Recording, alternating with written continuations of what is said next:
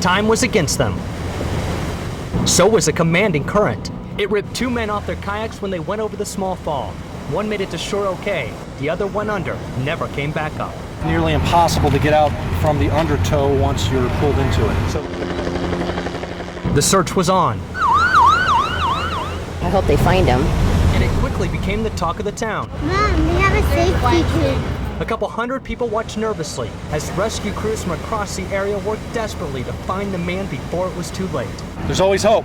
The man's kayak floated to the top. His life jacket did too downstream. They're trying their darndest. But as the hours passed, so did hope they'd find him alive. The rescue turned into recovery, not what family and friends wanted to hear. It's sad. The creek now holds the key to what happened to the kayaker. You don't realize what a little creek, how dangerous it can be.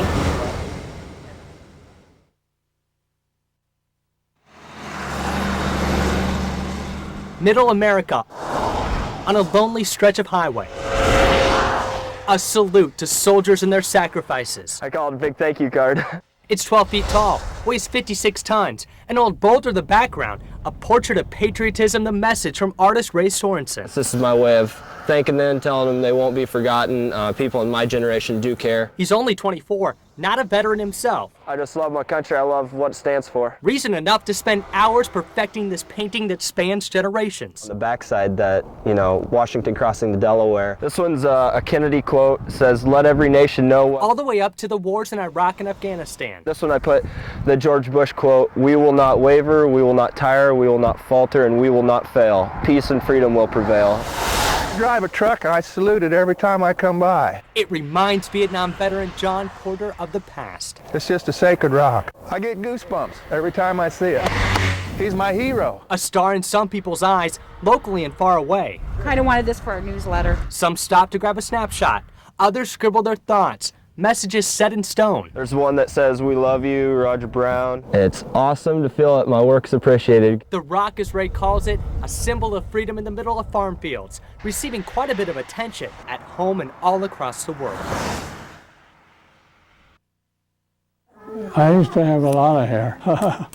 It went by the wayside. Angelo Mangiamelli may not have much hair left, but he's had his hands full of it since he was 14. Oh my God, I had one here earlier. He had enough hair for 3 people. But Angelo snipped and thinned like the old pro that he is. It's that kind of attention to detail that's created loyal customers and loyal friends. Good luck. Keep the change. Friends that hate to see him go. God love you. Yeah. Ciao. There have been millions of memories created in Angelo's barber chair, but it's his last haircut he'll never forget. Who would receive the honor? Dylan, come on. Can you get up there? His 5-year-old grandson. Okay, here we go. I hate to say it's my last one, but gotta quit sometime. Can't go on forever. So where will Angelo's faithful following go for a trim? Well, I tell him go see Bob.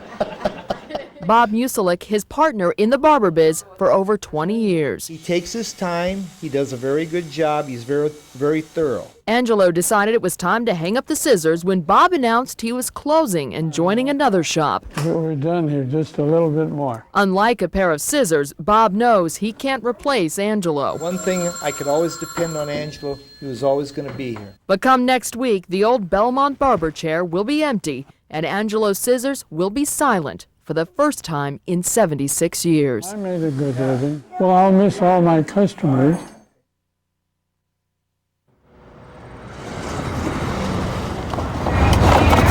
Downtown, right off dock. We see everything and everybody here. Folks pop in for food and fuel. Come back again. So many people, it's hard to keep count. Okay, 9/11. But there's one face among the crowd Lori just can't forget. He's always just real cheerful and bright, and he always had a smile on his face, and he was always real nice. Officer Jason Pratt. He was very, very genuine. I mean, he just talks to you about anything. you know, and you always felt real comfortable around him. He and his partner stopped at Buc-ee's Express between calls to check on Lori and grab a snack. Vanilla, I believe, yeah. But in no way, Lori says, was Officer Pratt just a plain old policeman. I just thought he was an extra special officer. He had a way of making her feel safe. He told me one particular night, he said, well, if you need any of our help, just call us. We'll be right back to help you. And I always felt real safe working here because of that, you know. Now that he's gone, her heart is heavy. She'll always remember his friendly voice and his face. He won't never leave my mind or my heart because he was that genuine to me. So, but I just pray that he's with God now.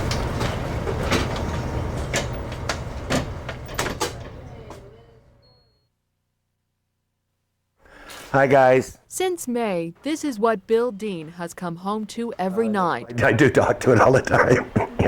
This copper tree is a tribute to the U.S. troops who have died fighting in Iraq. Each leaf represents a life that's been lost. Andrew Ward. He's from Kirkland, Washington.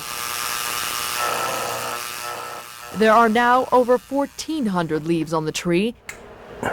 Word of Bill's work has also traveled fast. I've heard from people from Texas, from Maine, Massachusetts. Some are mothers who have lost a son or daughter. Many want a leaf for their Christmas tree. I think they want to have any kind of memento that they can have. You know, anything that'll remind them of them. The tree is also a reminder that the war in Iraq can hit close to home. And I can read about him in our paper or see him on the news, and they say it does hit you a little harder.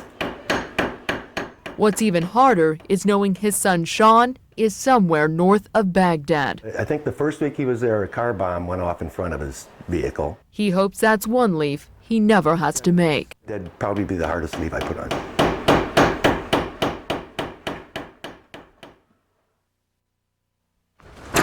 Come back.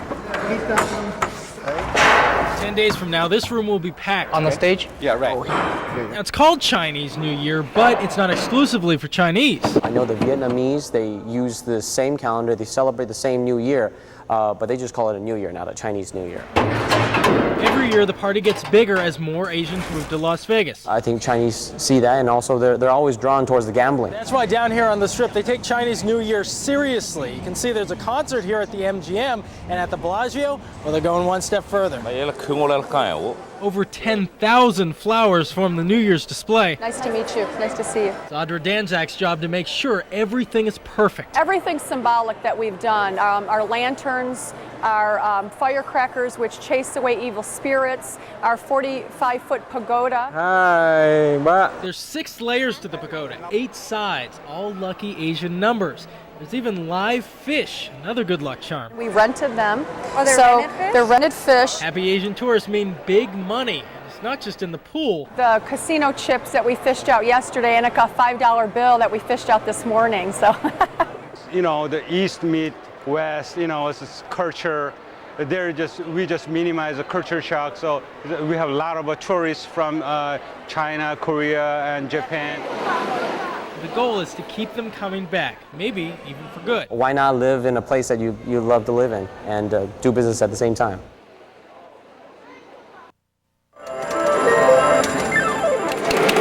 Come on, baby. Mother needs a new pair of shoes. I got double. Jenny Touchton says if she wins the Megabucks jackpot, she won't get excited. I think I'd be relatively calm. I really do. Yeah, okay. Well, darn it. Just like this guy says he's going to give the millions to charity. I give it to the church. All it takes is $3. Boom, bada bing, bada boom. To walk away with millions. If you should actually win the Megabucks jackpot, you will actually win 1/25 of the total jackpot, which is a check for about $1 million before you even leave the casino. Some people could go into shock.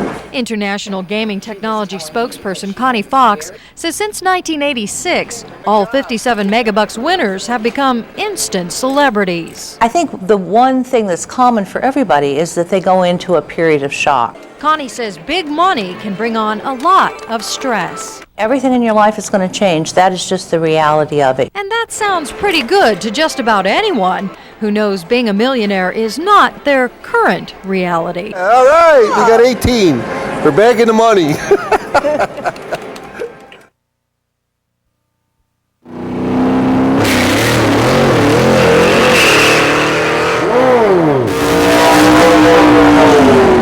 $732, a little bit over 96 miles an hour. We get about, on average, about 100 cars and several hundred spectators, and they come and just hang out and have a good time.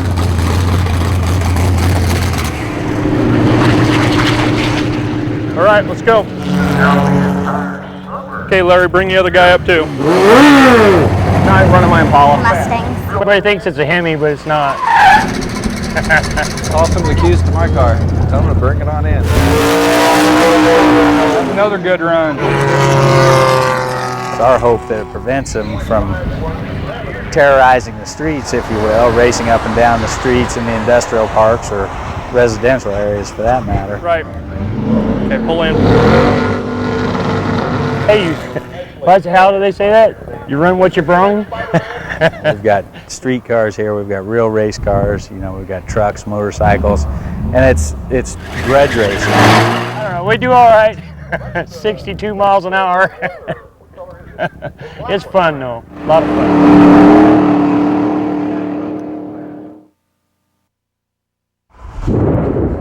And now, from KM3 News, this is a first warning severe weather alert.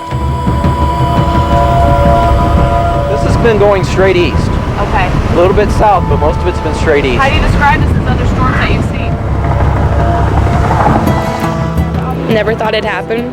I don't want to happen again. I hate it. All of our cars are demolished.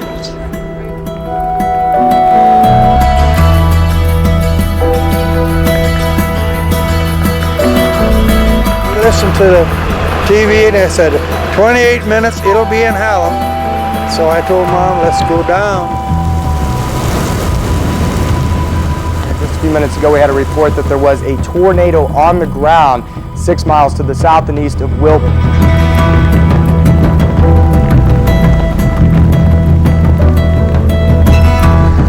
I think, as you know, we have confirmed one fatality. An elderly female that was killed in one of the residences here. What we're going to do, we're going to allow access to the town. I will tell you, it is not pretty and there's not a lot left. I heard her screaming, "Get in the basement," and it was just horrible. And then you hear all the glass breaking.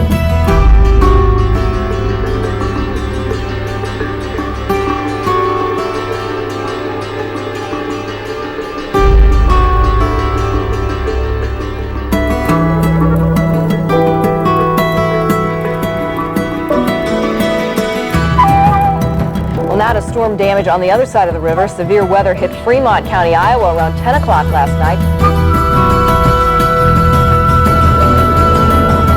There were more than 80 tornadoes reported across the country last night, most of them here in Nebraska and in Iowa. Are you happy to get out of the town then? Yeah, it's scary. And you're all wet and cold. He did it.